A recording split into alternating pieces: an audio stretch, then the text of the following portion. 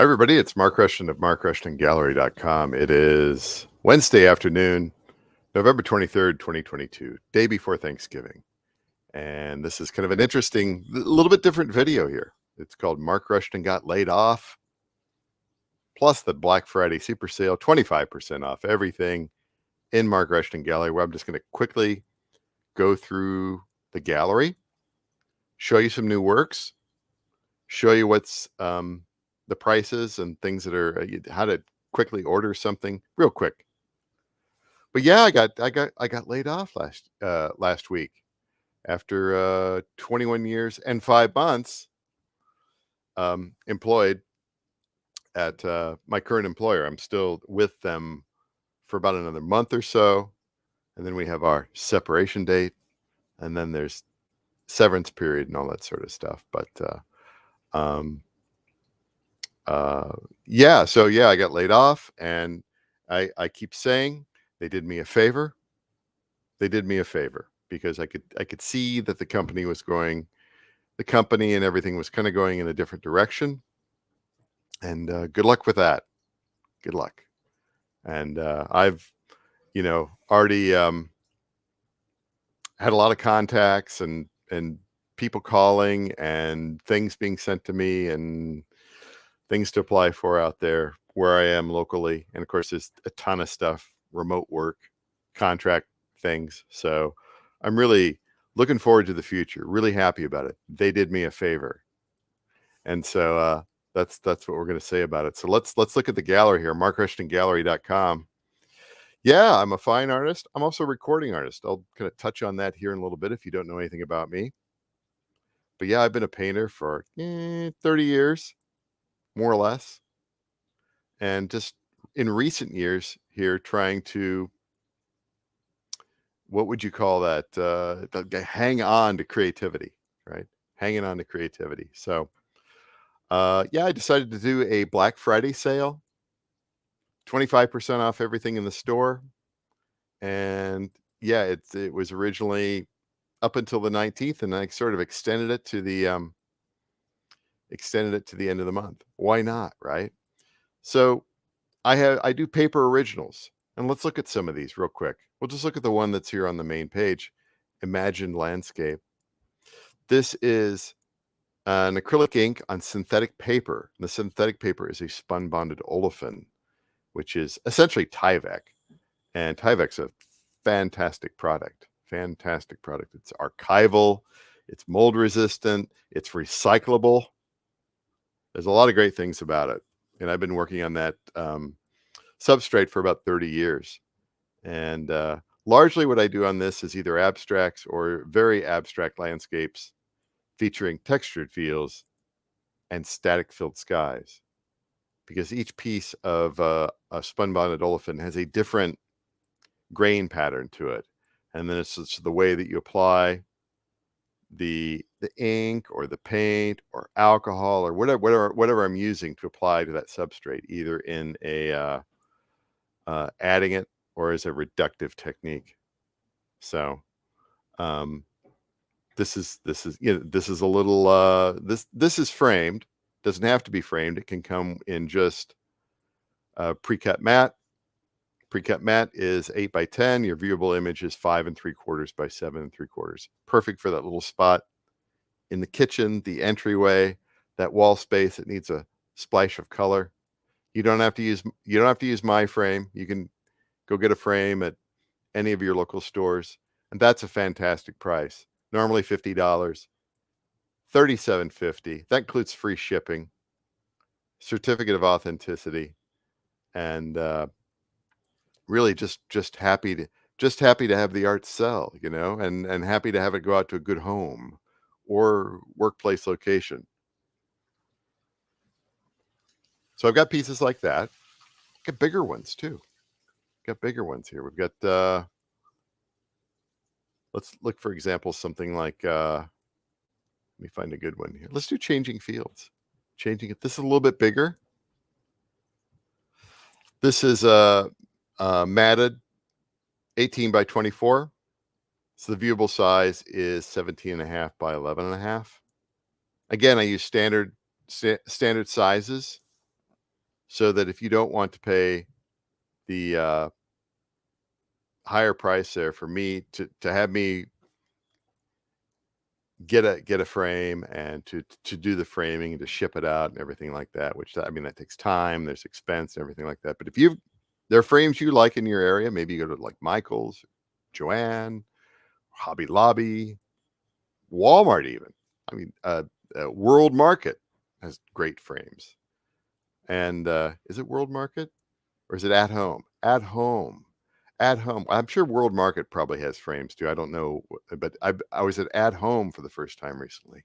The frame section. I told my wife, I'm like, I got to come back on another day when like not many people are here, because they had so many good looking frames there. I'd never been to that store before. But anyway, changing fields here. A little bit larger. Yeah, 18 by 24 is the full size. You want to put that into a frame. Again, abstract landscape. This is reminiscent of the farm fields in my area, particularly in the fall when you have like soybean or cornfields, mainly soybean fields. You get those. There's a few days there where that gets kind of it turns from the green into sort of the rusty yellow, green, even sometimes pink colors. So you're driving down the highway, you see these fields, you see the sky, and of course, the sky is an interpretation there. And anyway, these are normally 150 for an 18 by 24 matted, 112.50. Pretty for that, for an original piece, that's pretty amazing. Go back out to the main site here. I've got other things too. I've started getting into drawings, putting more drawings out on the site. I just have a couple out there. These are charcoal drawings onto charcoal on paper. Of course, these have been sealed with a fixative, a casein based fixative, which is essentially milk, a milk product. Kind of amazing how that works. And there's some other little things in there too, but nothing nasty. Spectrafix, Final Fix casein based fixative. And of course, these are under mats, and preferably you're going to want to have that sort of a thing under plexiglass or glass. Again, for the 8 by 7, 8 by 10 is only $37.50. I got a few other things out here. Got the original framed paintings out here. These are quite a bit higher because they've already been framed by a professional framer. And got some smaller pieces as well. Those are easily shipped. I got a bunch of this sort of stuff that is not quite in the it's not quite in the gallery yet. So over the next few months here, I'll be adding more and more.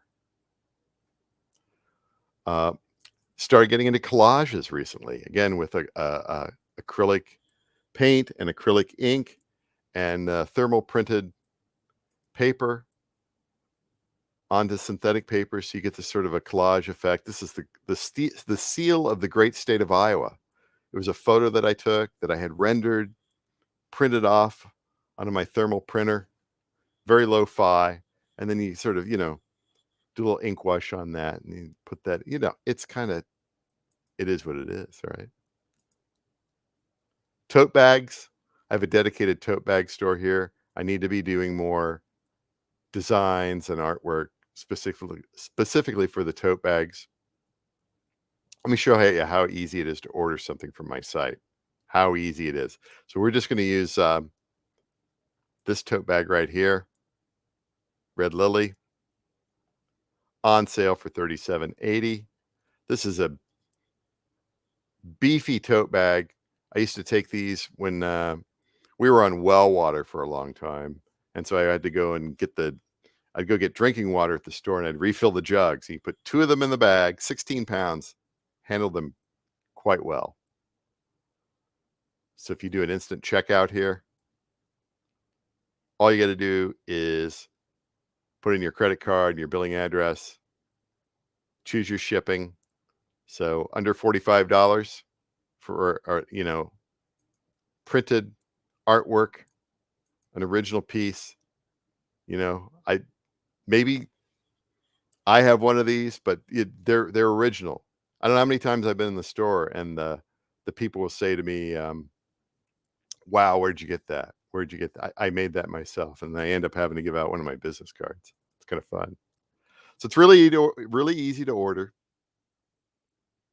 Then I also have the ability to print on paper, metal, canvas, acrylic, and magnets. Magnets are extremely listen, I let's just show off the magnets real quick because they're so inexpensive. So here's a painting that I did. It's sort of a collage and based on photo. It's called 1 a.m. Still at It. This was taken a photo from the Deribas Street in Odessa, Ukraine, before the war last year. And so I was watching it, and then I saw a woman out there doing at 1 a.m. doing sort of portraits, still working. This college kid comes wandering by and just watching. And I'm like, I got to get a photo of that, right? Capture it. And then, put it on there, add a little color, add a little texture, scan it. And there's lots of different ways you can buy it, but you can buy it in a 3-inch magnet. Maybe you don't have a lot of money. Maybe you just want to have a little weird Mark Rushton gallery on your fridge. $5.10 before under $10 with shipping. 1 a.m. Still at it. So there you go. That's Mark Rushton Gallery there. And that's the Mark Rushton got laid off sale, right? So let's go a little bit further into me, right? And let's talk about what I do, what I did as a day job, right? Maybe that should probably be a separate video, but Mark Rushton got laid off. What'd you do, right? What'd you do as an employee, right? Well, here's my resume, right? Here's my resume, and some stuff cut off at the top because you don't. Yeah, listen, I'm on LinkedIn. You want to hook up on LinkedIn? I'm on LinkedIn. Just look for me. Just look for me. And um, so yeah, the objective is to secure a business analyst, technical business analyst, requirements analyst, or test analyst position with an employer, the Des Moines metro area, or remotely as an employee or a contractor. So these are some of the skills and abilities that I have. Um, I use Jira. I use Confluence. I referred to myself on the previous team as the Jira janitor because I was always very good at coordinating all the different, stories and bugs and defects and tests and making sure that everything was filled out the right way and, nothing fell through the cracks. We knew what was in production. We knew what was not in production. We knew what was accepted. We knew what was sitting in somebody's queue for 6 months. Get on it, right? So I did that sort of stuff. Confluence as well. Confluence is, a document repository for requirements, test scenarios, and other collaborative documents. I've used Screencastify Pro for over a decade for creating narrated videos. I'm on StreamYard, which is how I get onto these services or whatever. But I could use Screencastify, record a video that way, and then upload it. But I also use Screencastify Pro, and it's a great way to create narrated videos to demonstrate defects, bugs, change requests, training issues, training videos, testing scenarios. Maybe you want to, the end customer wants to see something, the internal customer, you make a video and you just show how it works. It's pretty good. And MySQL Workbench, doing those SQL queries, SQL, SQL, tomato. I also have experience with Airtable Pro on the Mark Rushton as a recording artist side. I use Airtable Pro, which is a cloud-based relational database. Love using it. Love using it. Back at the day job, I was using other things like WinSCP and PuTTY for SFTP and SSH terminal client access. when you absolutely need to go get those files or put files up there. Did a little bit with Postman to look up JSON data. Um, some past experience with Mongo as well, but I'd rather not do that again. I also have a little bit of experience using Go Anywhere OpenPGP Studio for creating and verifying PGP encrypted files. I know there's a huge demand for that sort of thing these days. And of course, all the usual Microsoft Office or Microsoft 365, whatever they're branding that suite of software these days, a certain amount of Excel knowledge. You don't get me into macros though. It's just no, not venturing into macros. Sorry about that. Sorry. And of course, a lot of Chrome add-ons and third-party tools for app data verification, testing purposes. The freeware things that are just awesome that I've been using for nearly 20 years. Just hold on to those executables. Make sure they don't get lost or disappear from the internet, because a lot of this still have value. So yeah, the last 20 years here.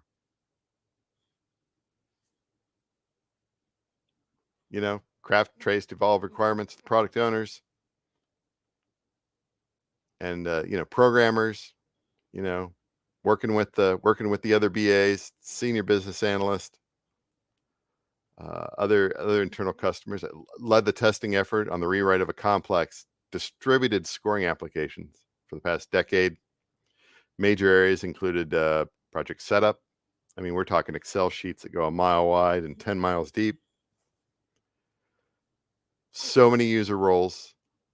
You have to make sure that, this role doesn't do this. It doesn't have access to looking at this, looking at that. Just the scoring interface. Does it work? How all the different custom reports. Is the data correct? Security issues. Oh my God. Any more these days, and score compensation, because we had people working on the application, logging time, various functionality. They need to get paid for it properly. So that was extremely important. And of course, all the different tasks and things that I do, who I meet with on a daily basis, daily stand-ups, sprint planning every 3 weeks, typical software development team functionality there. And establish and maintain a repository of SQL queries, updates, project setup files, bulk data to assist in the testing effort. I kept a lot of that stuff on Confluence. And devise process improvements for internal team workflows, point releases, major production release installations. That was always a tough one. But we got through it, right? We got through it. And of course, I'm working with other peripheral groups such as DevOps, UAT, production incident management, the production tickets, project setup. I created an Atlassian user group in my office in Iowa City. Did that for a while, and was also a member of an Atlassian user group in the Des Moines area. And I was on the first Agile-based team at Pearson in Iowa City. It's almost 15 years ago. And, just other stuff here, things I've done in the past. A long time ago, worked for MCI. I will not mention the name of the company that acquired MCI, because that's just an embarrassment. But I really enjoyed working for MCI and tested web-based telephony applications and, crafting testing scenarios, executing test cases, writing up defects, suggesting change requests for process improvement. And then for some weird unknown reason, the testers would perform installations of Unix-based applications to production. So I was always going in at midnight, and then half the time I was having to page. That's when we had pagers. I would page developers when things would go wrong in the production install. And half the time we end up having to back things out, you know. But those were the days, right? Work through Y2K, all that sort of stuff. And then a long time ago, I worked at what is now American Century Investments in Kansas City. And, you know, I was a top performer in my department of nearly 400 employees. I was at the top in terms of quality and productivity. And so naturally, I was selected for special team and pilot projects relating to the new technology such as document imaging, which we now take for granted, and work methods such as telecommuting, which is like remote work. So in 1994, they put a very expensive ISDN line in my house. A very expensive ISDN line in my house. There was only like a little. I mean, they wanted to select me anyway, but where I lived I was in the sweet spot for putting in an ISDN line, and so they did that, and I worked from home for a year and a half, 2 years, and that's where I got my first taste of software testing, security issues, and so we were able to work through issues that allowed. By the time I left in 1996, we had about 60 people working from home. People that didn't have to take the commute, people that weren't going to be lost due to attrition. A lot of people with young children, men and women, probably more women than men. Yeah, it enabled them to not give up their job or be able to work around their children's schedule. That was pretty innovative back then. I'm proud of that. It's a long time ago. So when I see things in the news about, well, people can't work from home. No, we've had this technology for 28 years. What are you talking about? I did this a long time ago. I don't see what you're talking about. Like, okay, right? So there's that, and now the other stuff that I got there. So that's 10 minutes on my resume. 10 minutes on my resume. Yeah, I do other things as well. I'm not just a fine artist. I'm not just a unemployed ex-techie. I've also been a recording artist for more than 20 years. Um, I've got over 2,500 titles published, including 900 plus in the ambient genre, 1,200 plus environmental and sound effects, 300 down-tempo beat-oriented electronica. I'm a complete one-stop. I own 100% of my publishing and master rights. I've been a member of ASCAP since 2002. Some of my music is available for music licensing on Pond 5 for content creators. And then I also have a disco account.